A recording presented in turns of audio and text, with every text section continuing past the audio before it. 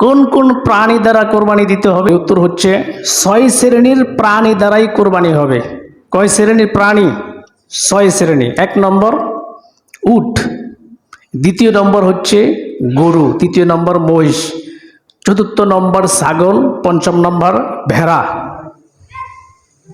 ষষ্ঠ নম্বর দুম্বা। এই 6 শ্রেণীর প্রাণী গৃহপালিত পশু দ্বারাই কোরবানি হবে। উটের ক্ষেত্রে কমপক্ষে 5 বছর বয়সী হতে হবে।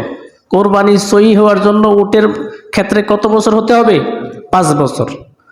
গরু এবং মহিষের ক্ষেত্রে কমপক্ষে 2 বছর বয়সী হতে হবে। ছাগল, ভেড়া, দুম্বা, এই 3টা প্রাণীর বয়স কমপক্ষে 1 বছর হতে হবে। তবে ভেড়া এবং দুম্বার যদি 6 মাস বয়স হয় এবং তা যদি দেখতে মোটা তাজা মনে হয়, 1 বছর বয়সী প্রাণীর মতো মনে হয়, তাহলে তা দ্বারা কোরবানি দিলে সহি হবে। তাহলে কোরবানি কত প্রকার প্রাণী দ্বারা দিতে হবে? 6 প্রকার। এই 6 প্রকার প্রাণীর বাহিরে গিয়ে যদি কেউ হরিণ দ্বারা কোরবানি দেয়, কথার কথা, তাহলে কোরবানি হবে? হবে না।